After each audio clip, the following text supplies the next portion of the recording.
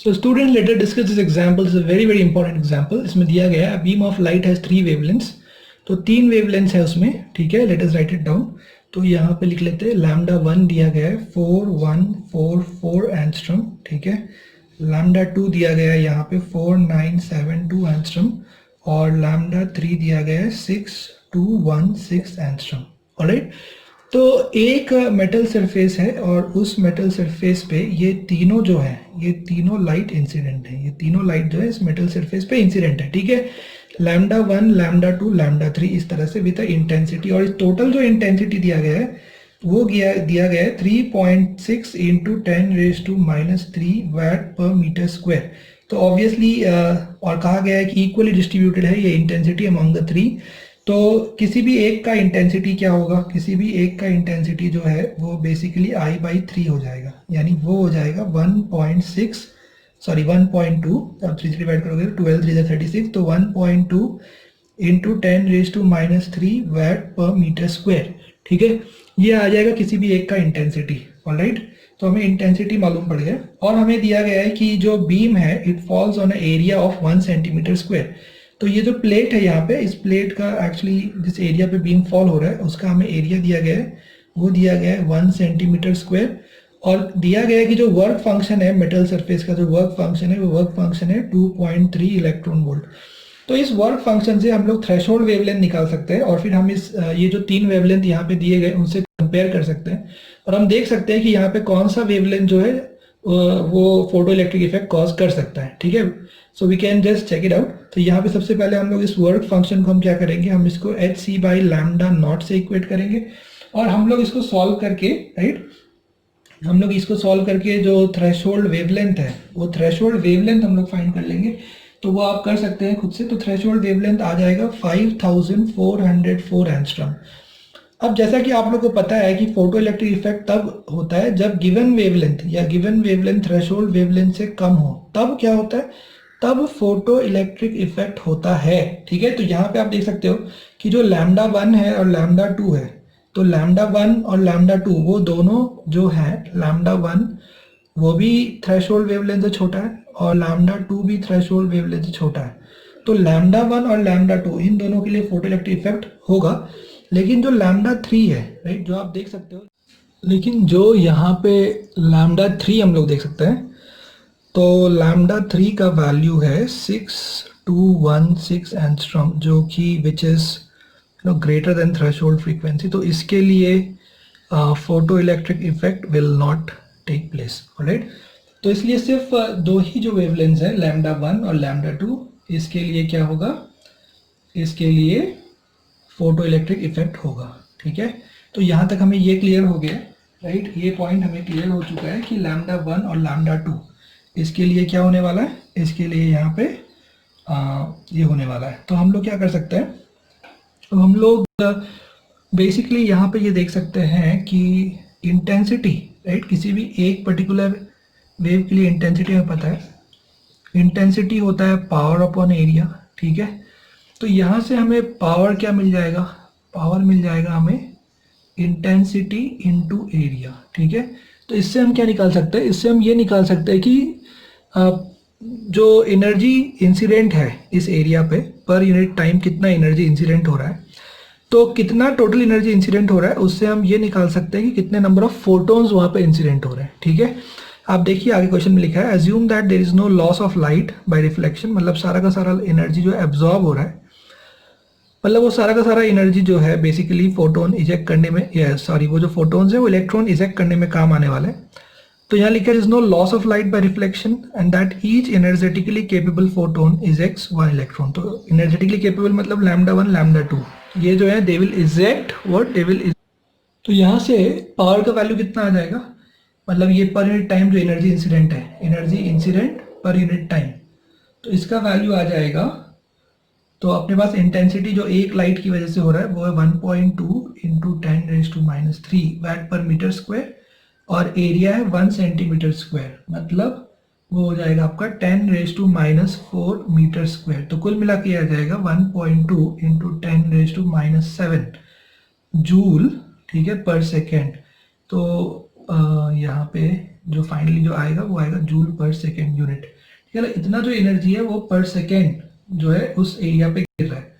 तो 2 सेकेंड में कितना गिरेगा, तो 2 सेकेंड में जो एनर्जी इंसिडेंट होगा वो हो जाएगा पावर इनटू टाइम। ठीक है, तो 2 इंटू 2 पॉइंट यानी 2.4 into 10⁻⁻7 joules per second. 2.4 into 10⁻⁻7 joules per second, इतना एनर्जी इंसिडेंट है। अब इतने एनर्जी के कॉरस्पॉन्डिंग हम लोग क्या करेंगे, हम लोग नंबर ऑफ फोटोन्स फाइंड करेंगे कि इसके कितने फोटोन्स आ रहे हैं और इसके कितने फोटोन्स आ रहे हैं। ठीक है, और जो ये दोनों फोटोन्स है they are capable of ejecting electrons. जितने फोटोन्स गिर रहे होंगे उतने ही इलेक्ट्रॉन्स इजेक्ट हो रहे होंगे। ठीक है, तो first let us find out the number of photons corresponding to this and then also corresponding to this. So this is the total energy incident. So how to find out the total number of photons? So we can find out the total number of photons by dividing the total energy by the energy of one photon. ठीक है, that will give us the number of photons. So the number of photons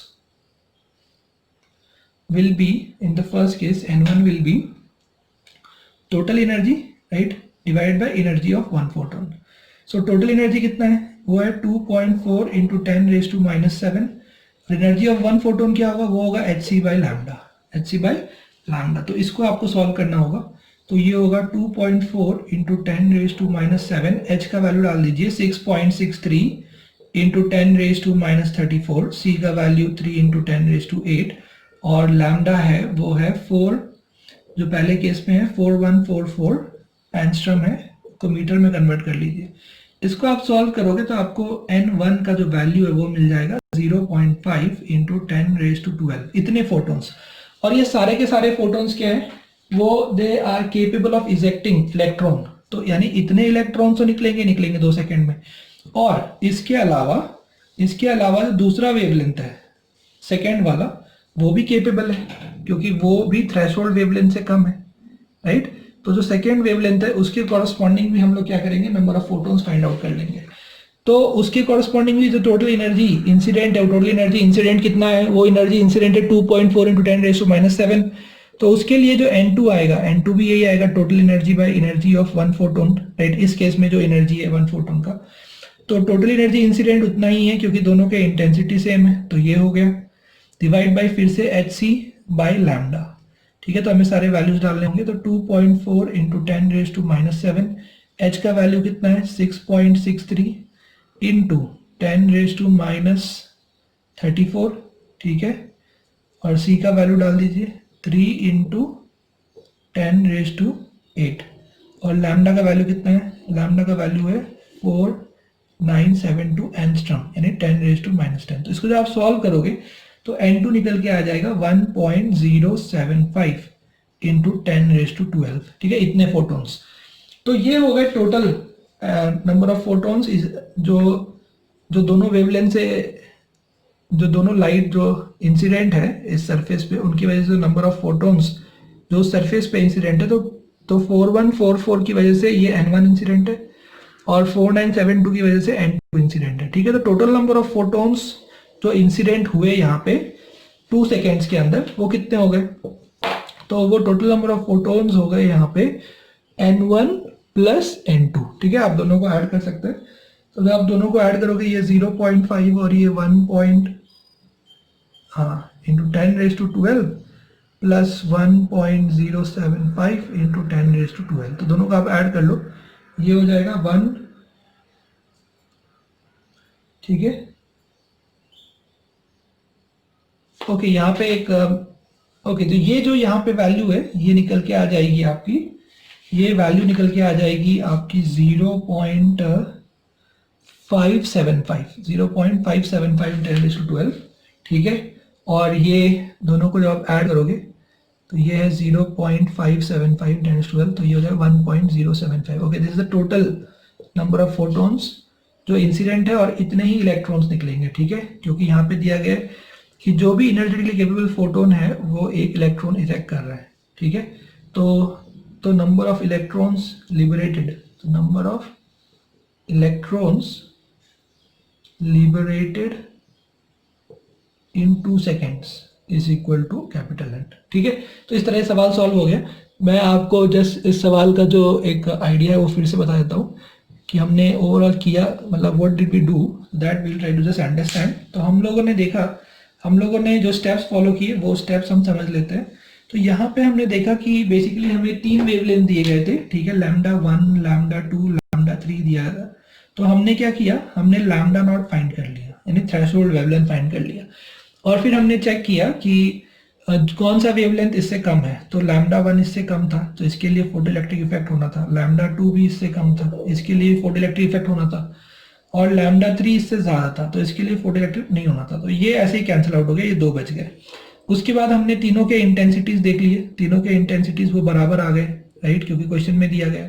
तो वो हमको I/3 मिल गया। तो हमको जब intensity मिल गया, राइट, इसको हमने कुछ जो भी इंटेंसिटी था वो हमने फाइंड आउट कर लिया, और इसको मैं कुछ कह देता हूँ, इस इंटेंसिटी को हमने अगर I कह दिया ओवरऑल, ठीक है, इसको मैं I0 कह देता हूँ, जो दिया गया है I0/3 I।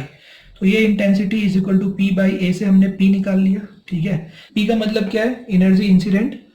तो एक वेवलेंथ के कॉरस्पॉन्डिंग जो एनर्जी इंसिडेंट है पर यूनिट टाइम, ठीक है। फिर हमने क्या किया, फिर हम लोगों ने टोटल एनर्जी इंसिडेंट निकाल लिया 2 सेकेंड्स में, वो हो गया पावर इनटू टाइम, ठीक है, वहां से टोटल एनर्जी इंसिडेंट आ गया। फिर हमने नंबर ऑफ फोटोन्स निकाल लिए, वो हो गया total energy incident bye energy of 1 photon, इससे n1 आ गया। फिर n2 भी ऐसे ही आ गया, total energy incident bye energy of 1 photon. तो ये दोनों में सेम था, क्योंकि दोनों का इंटेंसिटी सेम दिया गया, और यहाँ से हमें टोटल नंबर ऑफ फोटोन्स जो इंसिडेंट थे 2 सेकेंड्स में, वो हमें मिल गया।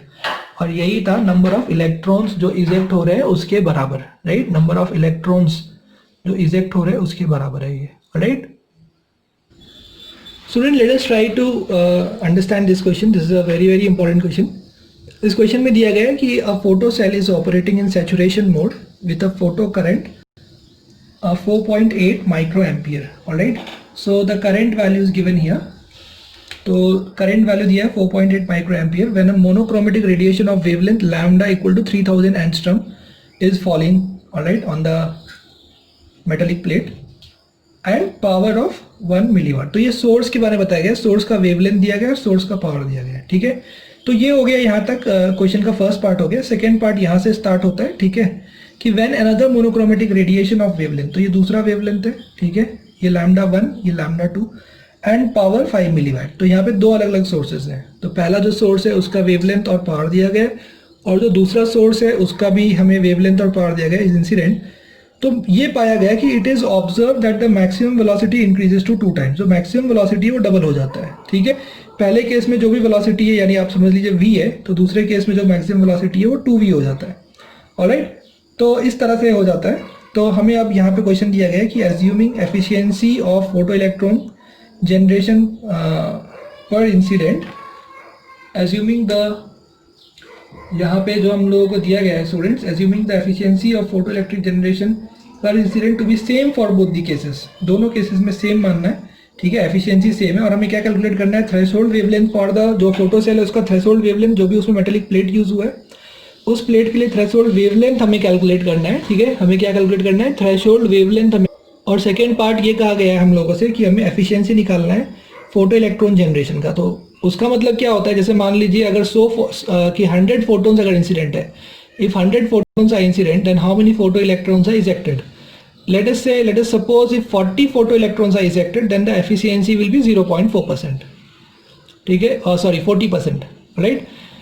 तो दैट अगर 10 फोटोन्स और 10 इलेक्ट्रॉन्स इजेक्ट हो रहे हैं तो efficiency is 100%। if there are 10 photons are incident and 9 photo electrons are ejected, efficiency is 90%. so accordingly, ठीक है, तो what is the efficiency of photo electron generation, that we have to find out, and we have to find out the saturation current in the second case. So this is the question. So please note down this question. Please note down this question. All right, I will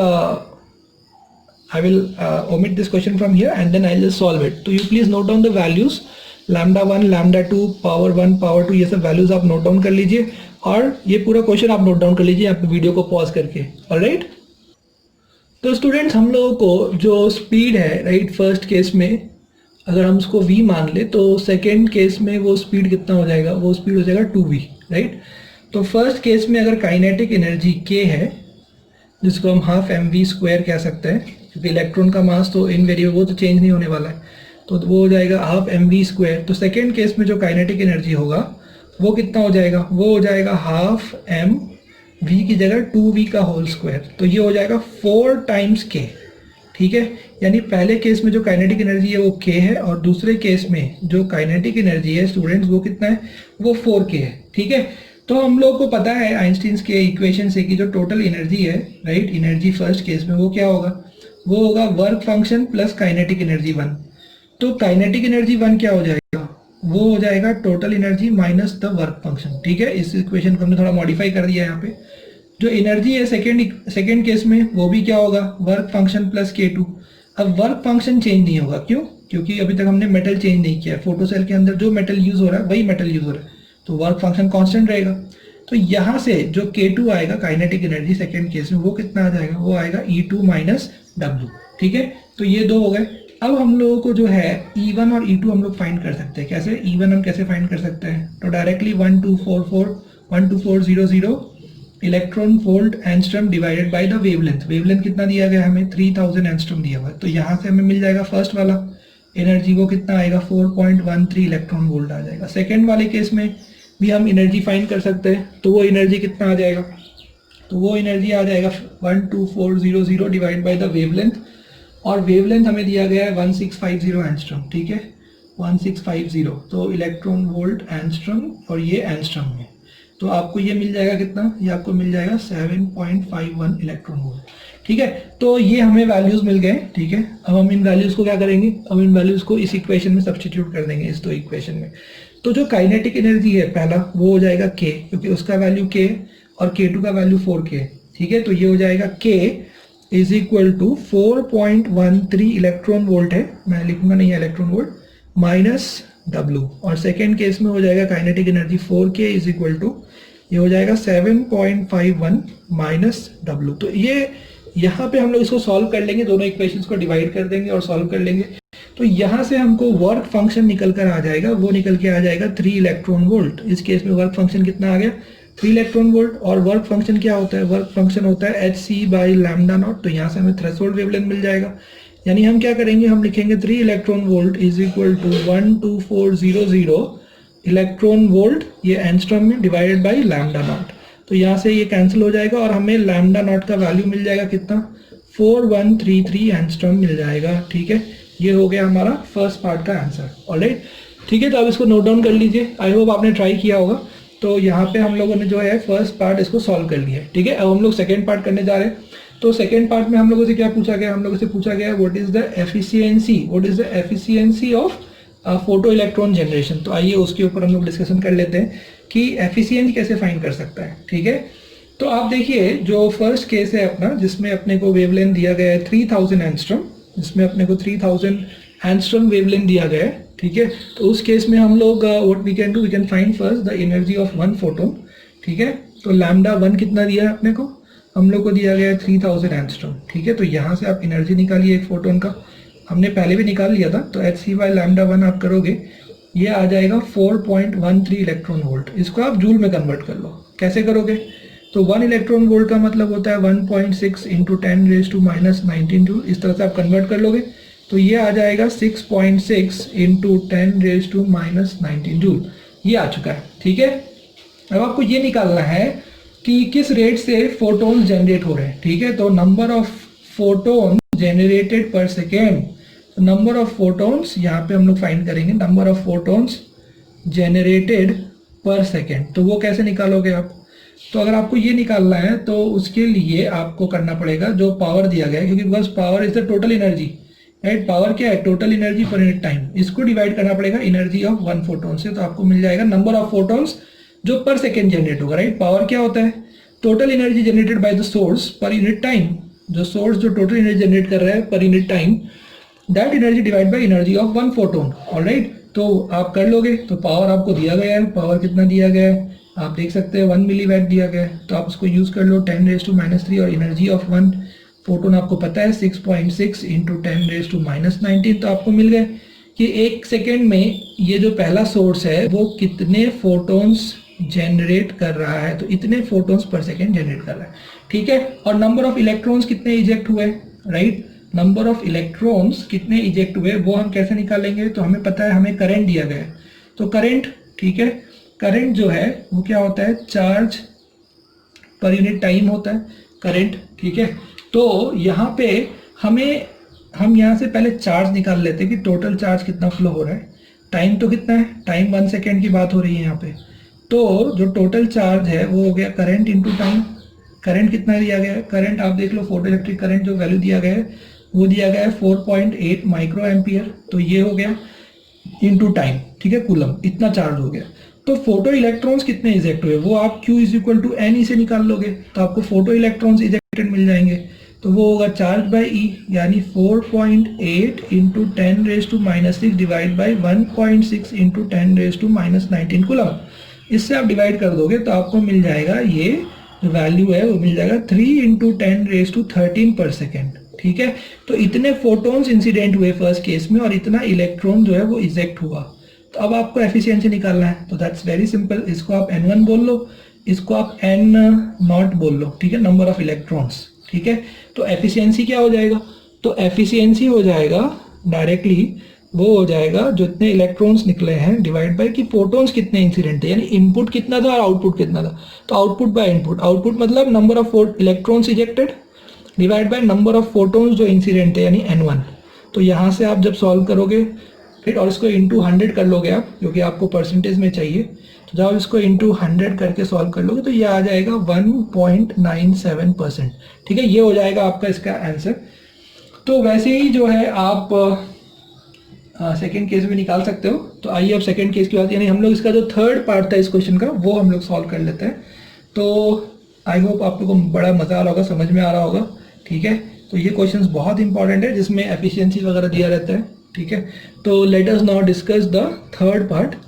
तो third part में क्या दिया गया है, third part में हम लोगों को यहाँ पे पूछा गया है कि सैचुरेशन करंट निकालना है। तो उसके लिए हम ये पूरा प्रोसेस फॉलो करेंगे। तो जो एनर्जी है यहाँ पे एक फोटोन का, वो आपने देखा था, हमने इस तरह निकाला था 12,400 डिवाइडेड बाई 1650। ये यहाँ से इलेक्ट्रॉन वोल्ट में आ गया था आंसर, यानी 7.51 इलेक्ट्रॉन वोल्ट आ गया था। इसको आप जूल में कन्वर्ट कर लो। तो जूल में कैसे कन्वर्ट करोगे, 7.51 इंटू आप क्या करोगे, इसको 1.6 इंटू 10⁻⁻19 कर लोगे। तो ये हो जाएगा आपका 12 इंटू 10⁻⁻19 जूल हो जाएगा, ठीक है। ये हो गया एनर्जी यहाँ पे किसका, एक फोटोन का, ठीक है। एक फोटोन का एनर्जी आपने निकाल लिया, ठीक है, सेकेंड केस में। तो इसको हम लोग E2 कह देते हैं, ठीक है, E2 कह देते हैं। और जो नंबर ऑफ फोटोन्स इंसिडेंट होंगे पर सेकेंड, ठीक है। अब कंफ्यूज अगर होते हो तो अब इसको E1 ही कह लो, बस समझ लो कि ये सेकेंड जो केस है अपना 1650 एंगस्ट्रॉम उसके लिए है, और ये है एनर्जी ऑफ 1 फोटोन, ठीक है। इसको आप ध्यान रखो, क्या है ये, एनर्जी ऑफ 1 फोटोन है, ऑलराइट। तो इसमें जो नंबर ऑफ फोटोन्स जो इंसिडेंट है, जो नंबर ऑफ फोटोन्स इंसिडेंट है, ठीक है। चलिए हम लोग ऐसा करते हैं, इसको E2 ही कह देते हैं सेकेंड केस के लिए समझने के लिए। तो उसका जो नंबर ऑफ फोटोन्स इजेक्ट हो उसको N2 कह देते हैं। तो N2 क्या होगा, वो होगा जो सेकेंड केस में पावर दिया है डिवाइड बाई E2 हो जाएगा। सेकेंड केस में पावर कितना दिया हम लोग को, 5 मिलीवाट दिया है। तो 5 इंटू 10⁻³ और एनर्जी ऑफ 1 फोटोन आप डाल देंगे यहाँ से 12 इंटू 10⁻⁻19। तो आपको यहाँ से मिल जाएगा टोटल नंबर ऑफ फोटोन्स जो इजेक्ट हो रहे हैं 4.17 इंटू 10⁻15 पर सेकेंड। आप कैलकुलेशन चेक कर लीजिए, ठीक है। तो इतने फोटोन्स जो है पर सेकेंड इंसिडेंट हो रहे हैं, राइट। जब भी आप power of the source divide by energy of 1 photon करोगे, energy of 1 photon power of the source divide by energy of 1 photon करोगे, आपको क्या मिलेगा, आपको मिलेगा number of photons incident per second, ये आपको मिल जाएगा, ठीक है। तो नंबर ऑफ फोटोन्स मिल चुके हैं। अभी नंबर ऑफ इलेक्ट्रॉन्स एमिटेड पर सेकेंड, तो क्वेश्चन में दिया गया था कि जो एफिशिएंसी है फर्स्ट केस में और सेकेंड केस में वो सेम होगा। तो हमने फर्स्ट केस में एफिशिएंसी फाइंड किया था, वो था 1.97%, ठीक है, ऑलराइट। सेकेंड, तो ये एफिशिएंसी क्या होता है, तो हम लोग यहाँ पे हमें पता है कि जो एफिशिएंसी है वो क्या होता है, वो होता है नंबर ऑफ फोटो इलेक्ट्रॉन्स जो इजेक्ट हो रहे हैं, नंबर ऑफ फोटो इलेक्ट्रॉन्स जो इजेक्ट हो रहे हैं, जिसको हमने लास्ट टाइम N0 बोला था, यहाँ भी N0 बोल देते हैं, divided by the number of photons incident, ठीक है। तो यहाँ पे जो एफिशिएंसी है, एफिशिएंसी 1.97% है, मतलब 1.97 डिवाइड बाय 100, ठीक है। और N0 मतलब क्या है, number of photo electrons ejected जो हमें फाइंड आउट करना है। और N2 मतलब क्या है, N2 मतलब है नंबर ऑफ फोटोन्स इंसिडेंट, ठीक है। ये क्या है, ये है number of photo electrons ejected, photo electrons ejected divide by ये क्या है, ये number of photons incident, photons जो इंसिडेंट है, तो ये नंबर ऑफ फोटोन्स इंसिडेंट कितना है, वो है 4.17 इंटू 10⁻15। तो यहाँ से हमें एन नॉट का वैल्यू मिल जाएगा।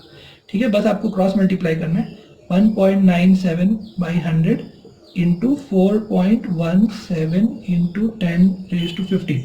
तो आपको यहाँ से मिल जाएगा कि कितने जो फोटो इलेक्ट्रॉन्स है वो इजेक्ट हो रहे हैं। तो उसका वैल्यू आ गया यहाँ से 9.27 इंटू 10⁻13, इतने इलेक्ट्रॉन्स इजेक्ट हुए। अब आपको क्या निकालना है, आपको करंट निकालना है, दैट्स ऑल राइट। तो करंट क्या होता है, करंट होता है चार्ज अपॉन टाइम। ठीक है, चार्ज क्या होगा, आपको नंबर ऑफ इलेक्ट्रॉन्स पता है, तो चार्ज हो जाएगा n0e और टाइम है 1 सेकेंड, तो बस आपको n0e, ठीक है, यानी ये जो वैल्यू है यहाँ पे 9.27 इंटू 10⁻13 जो ये वैल्यू है, इसको आपको मल्टीप्लाई करना है, इसको आपको मल्टीप्लाई करना है चार्ज के वैल्यू से, यानी 1.6 इंटू 10⁻−19, इससे आपको मल्टीप्लाई करना है। जब इससे इसको मल्टीप्लाई कर लोगे तो आपको करंट का वैल्यू मिल जाएगा 14.8 माइक्रो एम्पियर। ठीक है, ऑलराइट, ठीक है। तो इसके साथ हम लोगों ने काफ़ी एग्जांपल्स जो है वो प्रैक्टिस कर लिए। तो हम लोग यहाँ पे अब अगले जो वीडियो है उसमें हम लोग थोड़े एडवांस लेवल के कॉन्सेप्ट लेंगे। ऑलराइट, ठीक है, टिल देन बाय।